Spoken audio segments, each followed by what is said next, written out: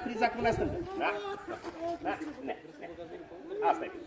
Da? Asta vine un pic mai înapoi să nu se vadă nimic. Gata, da? Ha.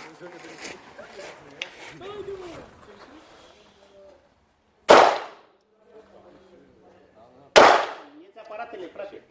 Perfect aliniate, da?